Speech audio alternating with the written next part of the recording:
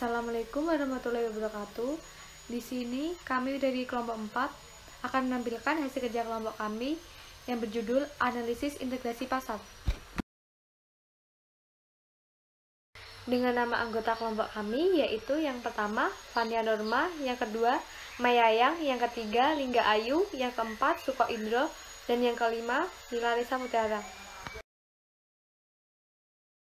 Integrasi pasar merupakan suatu ukuran yang menunjukkan seberapa jauh perubahan harga yang terjadi di pasar acuan yang akan menyebabkan terjadinya perubahan harga pada pasar berikutnya. Macam-macam bentuk integrasi.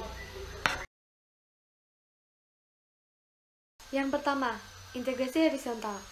Integrasi horizontal merupakan integrasi yang mengkombinasikan beberapa jenis bisnis dalam suatu rantai produksi yang sama dan berada di dalam suatu kendali atau koordinasi. Integrasi ini melibatkan bisnis dalam level rantai produksi yang sama dan setara. Integrasi horizontal pada awalnya sebelum berintegrasi. Integrasi horizontal berlangsung melalui merger, akuisisi, pendirian, anak usaha. Contoh integrasi horizontal. 1. Facebook mengakuisisi Instagram pada tahun 2012 dengan nilai sebesar 1 miliar dolar. Keduanya berfokus pada bisnis jejaring sosial. Yang kedua, Heinz dan Kraft Foods merger pada 25 Maret 2015 dan menggarap bisnis yang sama, yaitu pasar olahan makanan. 3. Marriott International membeli Starwood Hotel seharga 13,6 miliar US dollar pada 16 November 2015 dan membuatnya menjadi salah satu jaringan hotel terbesar di dunia.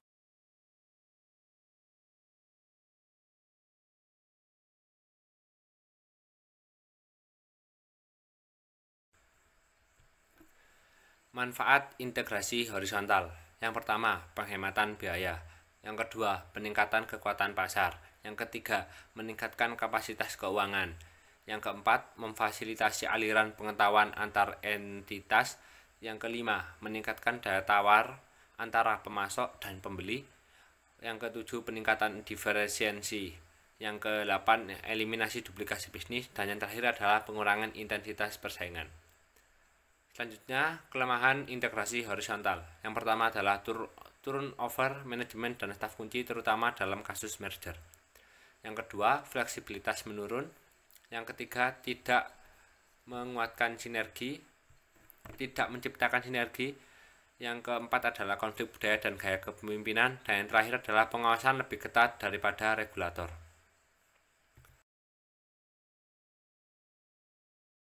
Selanjutnya adalah integrasi vertikal.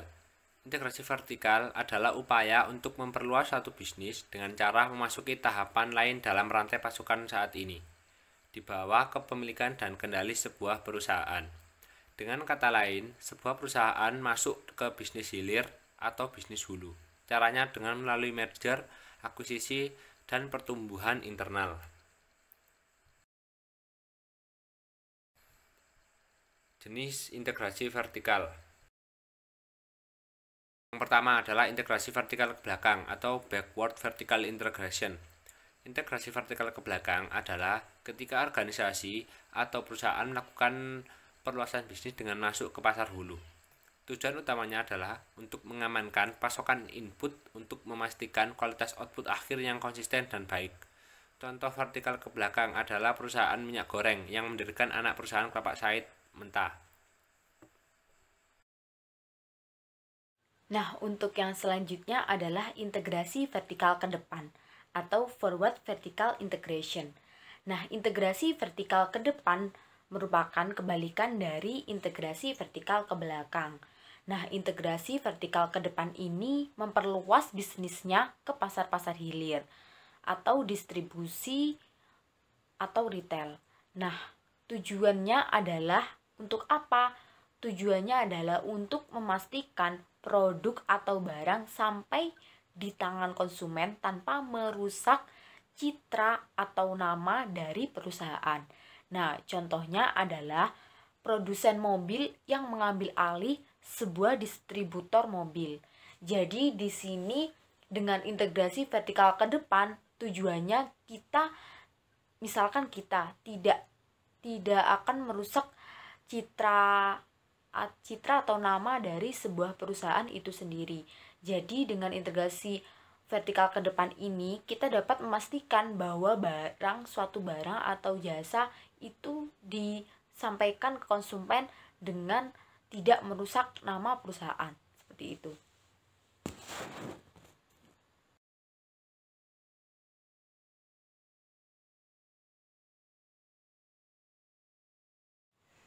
Nah, lalu apa sih kelebihan ataupun kekurangan dari integrasi vertikal? Nah, untuk kelebihannya adalah yang pertama, penjualan dan profitabilitas yang lebih tinggi. Jadi, ketika terjadi sebuah integrasi vertikal, dapat dikatakan bahwa penjualan dan profitabilitas akan meningkat lebih tinggi. Nah, untuk yang kedua adalah biaya produksi yang lebih rendah dari yang sebelumnya. Jadi kita mengeluarkan sebuah biaya dengan lebih rendah daripada yang biaya kita keluarkan sebelumnya. Nah, untuk yang selanjutnya adalah mengurangi ketergantungan terhadap pihak eksternal.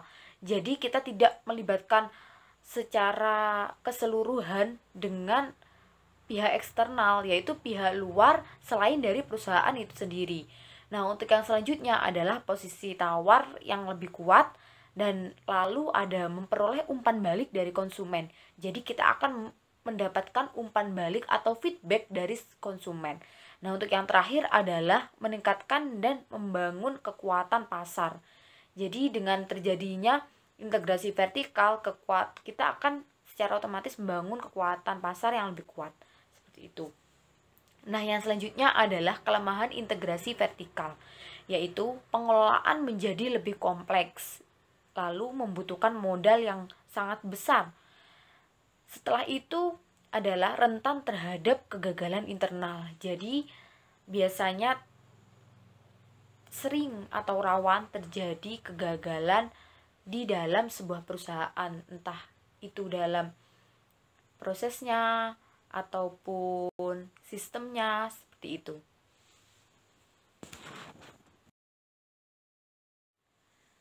Lalu yang selanjutnya adalah faktor-faktor yang mempengaruhi integrasi pasar. Untuk yang pertama adalah infrastruktur pasar. Nah, infrastruktur pasar itu yang bagaimana sih? Jadi, infrastruktur pasar ini meliputi yang pertama transportasi, yang kedua komunikasi, kredit, dan fasilitas penyimpanan yang ada di pasar. Hal tersebut akan mempengaruhi integrasi pasar. Jadi, semua transportasi, komunikasi, kredit, dan semua penyimpanan yang ada di pasar itu akan mempengaruhi integrasi pasar. Seperti itu. Nah, untuk yang kedua adalah kebijakan pemerintah yang mempengaruhi sistem pemasaran. Jadi, kebijakan pemerintah atau ketataan atau ketentuan yang dibuat oleh pemerintah mengenai bagaimana sih sistem pemasaran itu akan dijalankan, bagaimana sih mekanisme atau sistem pemasaran itu dapat diterapkan di semua daerah, seperti itu. Jadi meliputi pengatasan perdagangan, regulasi-regulasi kredit, dan regulasi-regulasi transportasi, seperti itu. Nah, yang selanjutnya adalah faktor yang ketiga, ketidakseimbangan produksi antar daerah, sehingga terdapat pasar surplus atau hanya mengekspor ke pasar lain, dan pasar defisit atau hanya mengimpor dari pasar lain. Jadi ketidakseimbangan produksi antar daerah itu tidak ada kesamaan rata antara produksi daerah A ataupun daerah B. Mereka bisa dikatakan berat sebelah. Maksudnya berat sebelah adalah misalkan daerah A hanya mengimpor dan daerah B hanya mengekspor. Jadi antara dua daerah tersebut mereka tidak memiliki keseimbangan. Jadi hal tersebut dapat mempengaruhi integrasi pasar. Nah, untuk yang terakhir adalah supply shock, seperti banjir kekeringan. Penyakit akan mempengaruhi kelangkaan produksi yang terlokalisasi, sedangkan hal-hal tak terduga lain seperti aksi mogok akan mempersulit transfer komoditi. Nah, itu faktor-faktor yang mempengaruhi integrasi pasar.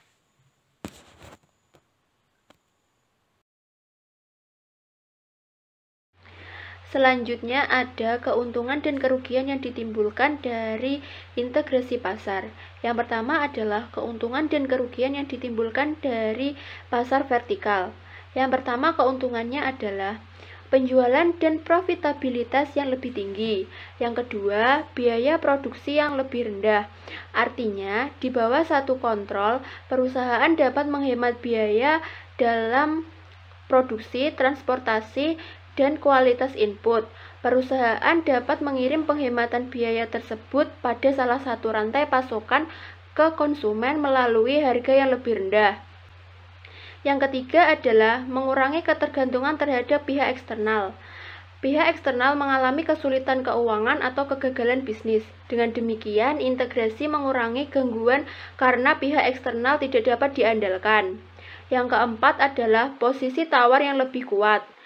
Yang kelima, memperoleh umpan balik pelanggan. Artinya, perusahaan mendapatkan informasi tentang pemasaran dan persaingan yang mana berguna untuk mengembangkan produk baru dan memberikan penawaran yang unggul. Yang keenam adalah meningkatkan keandalan.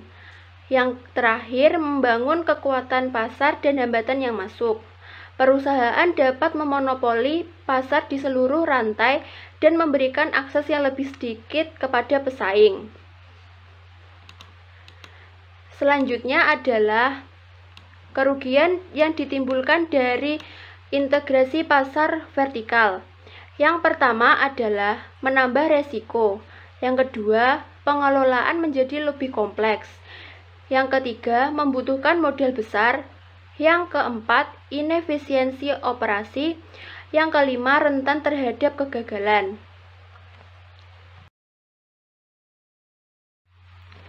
Selanjutnya ada keuntungan dan kerugian yang ditimbulkan dari integrasi pasar horizontal. Keuntungan yang ditimbulkan adalah penghematan biaya. Yang kedua, peningkatan kekuatan pasar. Yang ketiga, eliminasi duplikasi bisnis. Perusahaan induk fokus pada bisnis inti, sedangkan anak perusahaan menggarap pasar yang selama ini menjadi bisnis non-inti perusahaan. Yang keempat adalah meningkatkan kapasitas keuangan.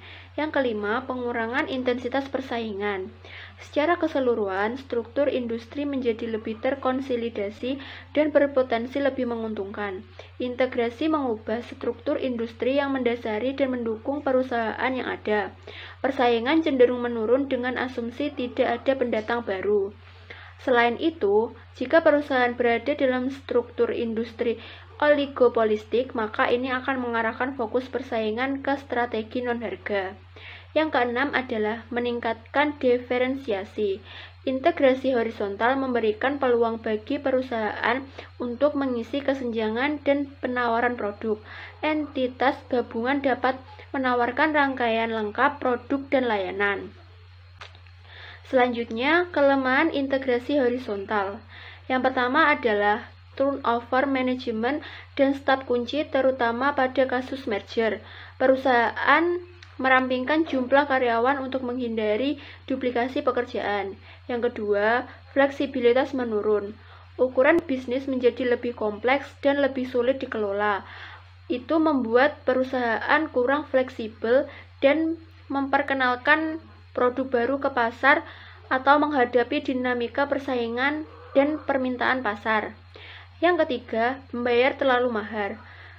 Manajemen seringkali melebih-lebihkan potensi keuntungan dari akuisisi.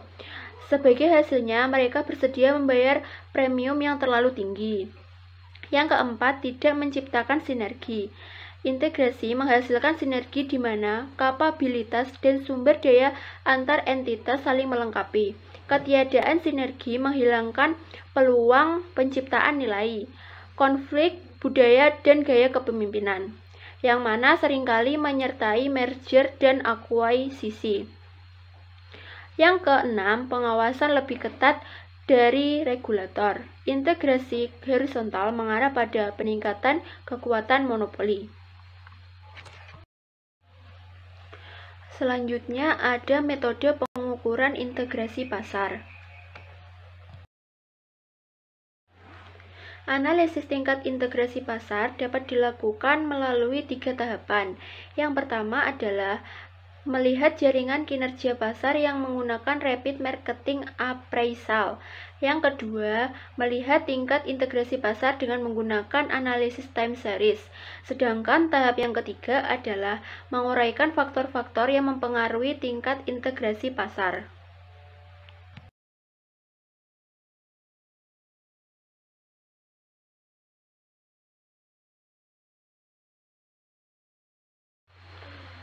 Tahapan pertama, informasi dasar mengenai jaringan pasar yang dikumpulkan.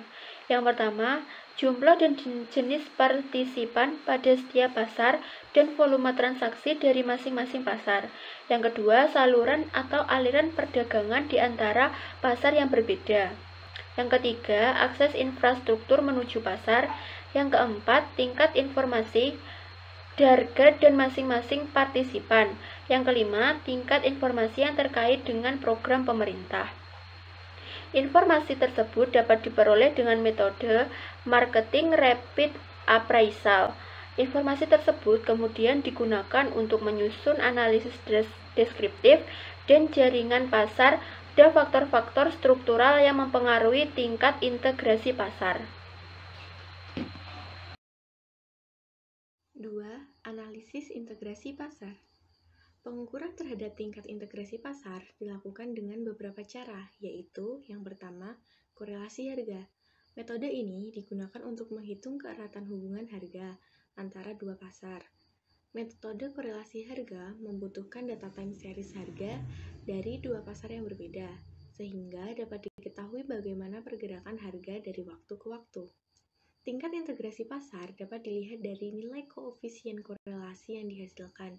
Semakin tinggi nilai koefisien korelasi, menunjukkan semakin tingginya tingkat integrasi kedua pasar. Secara umum, koefisien korelasi harga dapat dihitung dengan R sama dengan N kali sigma PXI dikali PYI dikurangi sigma PXI dikali sigma PYI dibagi akar dalam kurung N sigma PXI kuadrat dikurangi sigma PXI kuadrat dikali N sigma PYI kuadrat dikurangi sigma PYI dikuadratkan dengan keterangan R koefisien korelasi harga, N jumlah pengamatan atau data, PX harga di pasar X, PY harga di pasar Y, dan I waktu. 2. Analisis regresi. Terpaduan pasar juga dapat diukur dengan menggunakan analisis regresi dengan menggunakan persamaan PFIT sama dengan alfa 0 plus alfa 1 dikali PRJT plus UI dengan keterangan PFIT sama dengan harga di tingkat penjualan atau produsen ke I pada waktu ke T, PRJT sama dengan harga di tingkat konsumen ke J pada waktu T, alfa 0 sama dengan konstanta, alfa 1 sama dengan parameter, UT sama dengan error term. Integrasi pasar vertikal akan terjadi dengan kuat apabila alfa 1 sama dengan 1 atau 0,5 lebih kecil dari alfa 1 lebih kecil dari 1, di mana harga di tingkat pasar produsen terintegrasi dengan harga di tingkat konsumen. 3. Koefisien Timmer's Index of Market Connection. Indeks ini dikembangkan oleh Timmer untuk mengukur integrasi pasar jangka pendek dan jangka panjang. Metode ini menyimpulkan bahwa struktur pasar terdiri dari satu pasar utama dan beberapa pasar sekunder. Pasar utama mengendalikan pembentukan harga, sedangkan pasar sekunder merespon pada kondisi di pasar utama.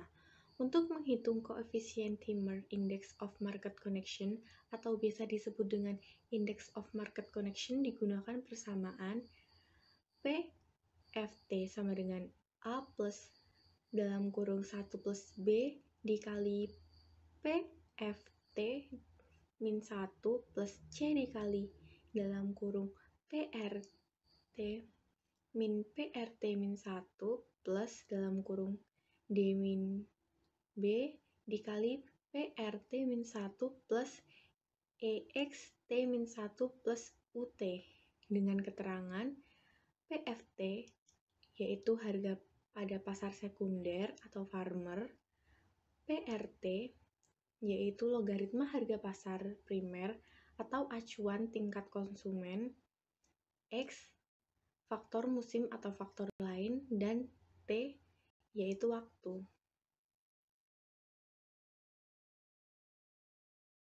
Untuk memudahkan pendugaan koefisien parameter, maka persamaan 3 ditransformasikan menjadi PFT sama dengan beta 0 plus beta 1 dikali PFT min 1 plus beta 2 dikali dalam kurung PRT min 1 plus beta 2 dikali PRT min 1 ditambah beta 4 dikali XT min 1 plus UT. Index of Market Connection dapat dihitung dengan menggunakan persamaan IMC sama dengan 1 plus B dibagi D min B. Karena B1 sama dengan 1 plus B dan B3 sama dengan D min B, maka persamaan 5 menjadi IMC sama dengan beta 1 dibagi beta 3. Index of Market Connection merupakan indeks yang dibatasi sebagai nisbah koefisien pasar sekunder periode sebelumnya T-1 terhadap pasar primer acuan periode sebelumnya. Suatu pasar disebut terintegrasi dalam jangka pendek jika B sama dengan min 1 dan IMC sama dengan 0. Jika pasar tidak terintegrasi pada jangka pendek, maka nilai IMC sama dengan tidak terhingga. Nilai D dan B sama. Apabila IMC kurang dari 1, maka dapat disimpulkan pasar acuan ada hubungan yang kuat. Sebaliknya, apabila IMC lebih besar 1, maka pasar acuan tidak ada. Integrasi jangka panjang ditunjukkan oleh koefisien C beta 2, yakni jika nilai C beta 2 sama dengan 1, maka terjadi integrasi dalam jangka panjang. Harga dari pasar acuan ditransmisikan secara profesional kepada pasar sekunder.